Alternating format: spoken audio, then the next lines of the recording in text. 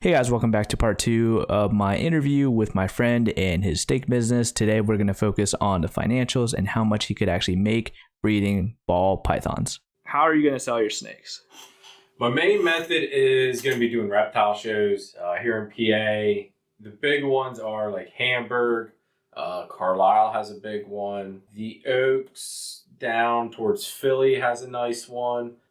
Gettysburg has a big show. There's several shows like here and there throughout. But you go there, if you're setting up, there's going to be like a table fee, whatever that may be. Pay that, and then basically people pay, come in the shows. So it's basically like a flea market. Yeah, it's basically like a flea market. There's people that have everything under the sun there. Everything from turtles to lizards to snakes to venomous stuff. Depending on the show, you can see some really crazy stuff there. That's my number one method. Surprisingly, what really baffled me was just kind of putting your name out there on like social media. Actually got me to where I had people contacting me before I even had eggs hatching, asking me because of the pairings that I advertised that I was doing.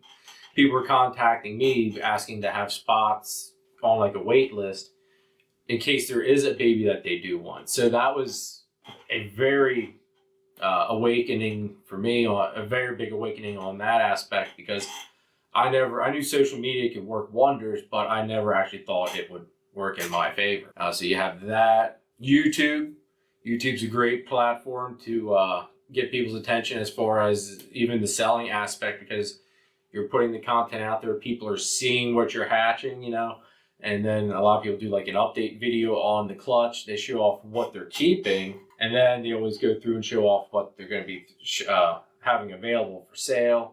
So that's another good way to go about getting rid of babies. And then places like Morph Market, that's another good one where you have people all over the world and all over the country that are selling different morphs and different type of snakes and everything, and go through there and find exactly what you're looking for. When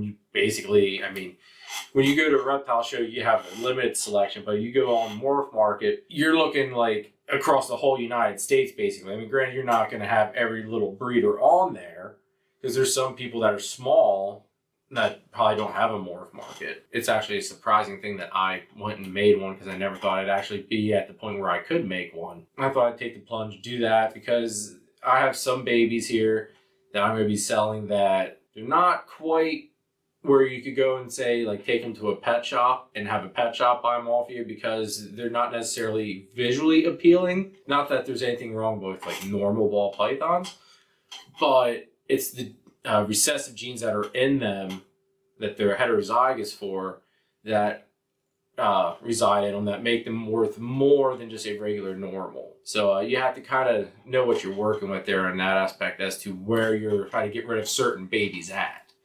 Because like you go and get rid of a banana ball python at a pet shop, no problem. But a double het, like I have a double het normal, and it's double het for TSK, Xanthic, and Clown. Well, you're not going to go to a pet shop and sell that snake for say $200-$250 when a normal is only going for at a pet shop probably say like for $100. So you kind of have to watch where your market's at and go to the appropriate place to get rid of certain things. Can you show me a couple of your babies and how much they'd be worth roughly? Certainly. So this is one of the girls we got earlier this year. It's a TSK Xanthic Orange Dream. When we got her, she cost us about $800, I do believe. Basically, what drives the price up on that is the fact that Xanthic is a recessive gene, and your recessive genes are always going to they're going to be your more top dollar genes to work with. Xanthic is just one of my favorites out of all of them. It just really, the grays and the blacks, it just makes an awesome looking animal, and you pair it into some of the other combinations of genes, and it just makes some stunning snakes. Now, here's a clutch of babies. Now, these are all 100% het Xanthic and 100% het Clown. The normal babies here, this one, and we have we're kind of going to have a dog pile here. Like basically all of these are what you would call like normal or wild type, but they're double hets. So like your normal ball python at a show probably sells for anywhere between $50 to $100. So these are So these would be like, say, on average, like a normal, just a plain normal ball python would be like 50, maybe $100 max. But because they're double het, that jumps their price up to I'm going to be selling them at 200 for the males and 250 for the females. What does double het mean? Double het means that they're heterozygous for the recessive genes, which would be TSK, Xanthic, and Clown. So more layman's terms. More layman's terms would be that they possess the Xanthic and the Clown gene, but because the mother or the father didn't have one of the other genes, like say for the Xanthic gene to pop up, both mom and dad have to have the Xanthic gene, or for the Clown gene to pop up, mom and dad both have to have the Clown gene somewhere in their genetic code. And here, mom had the Xanthic and dad had the Clown. So the babies both possess the Clown and the Xanthic gene, but they don't have two copies of it. So the genes are in there, but they're just not visually expressed. What is a Clown gene? The Clown gene, here is the father to that. This is what they call a bumblebee clown. So what makes it a clown? The Clown gives it a really neat dorsal stripe going down through here. I'll try not to get bit. Gives it a neat dorsal stripe. Really does some really crazy things to the head pattern. Does some tricks with the colors of it. Basically kind of depends on what genes you pair it with as to how it reacts. But for the most part, it gives you a really neat dorsal stripe and a really neat head pattern. And then for the Xanthic gene that I was talking about, here's for a perfect example. Here's mom. She's an adult TSK Xanthic female. So there you can see. I mean, the blacks are really neat. Instead of there being like a brown color, it's more like a grayish color here. In here, it's more of a gray than a brown. A lot of times, cameras have a hard time picking it up. So hopefully, your camera gets it. But and then with that gene, as it mixes into other morphs, it does some really crazy things as well as far as color. Like over here, like we have a pastel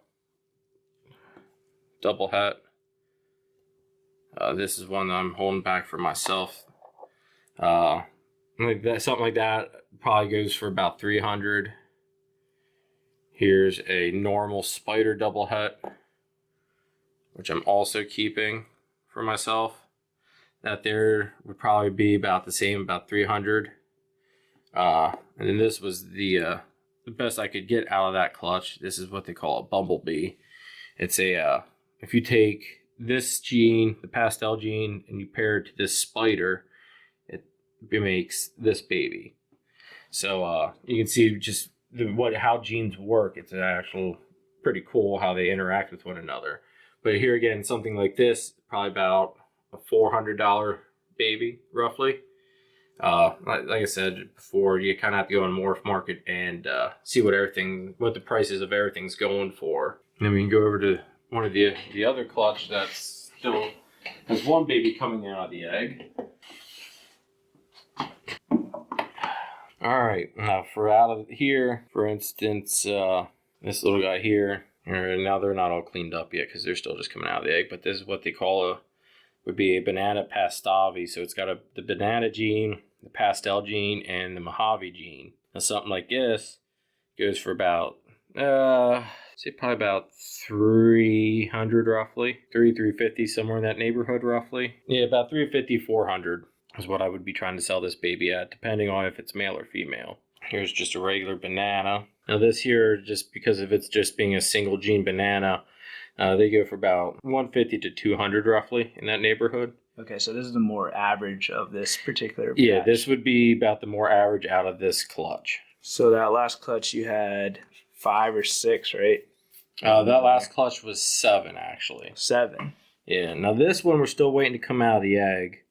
I think that's a pastel GHI banana. And that there is about a $400 baby, if it is what I think it is. And this here is just what they call a Pastavi, which is a pastel Mojave. And these go for about, I'd have to say it's probably about $250 baby, somewhere in that neighborhood. Beautiful, beautiful snake though. Absolutely gorgeous. I love that. That's actually a holdback for me. And then this was the best I could get out of that clutch, which is the all gene from the pairing.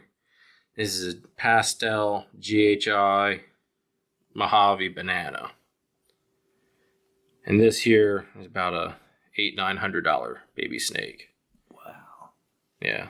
So I mean, a lot of it there. I mean, it's picking good pairings, having good parents that have a very good quality pattern to them, and then on top of that, a lot of it's luck. And if the odds are in your favor, I mean, I never thought I'd hit the all gene animal like this, but here it sits. I mean, it's just a gorgeous, gorgeous animal. I absolutely love this thing.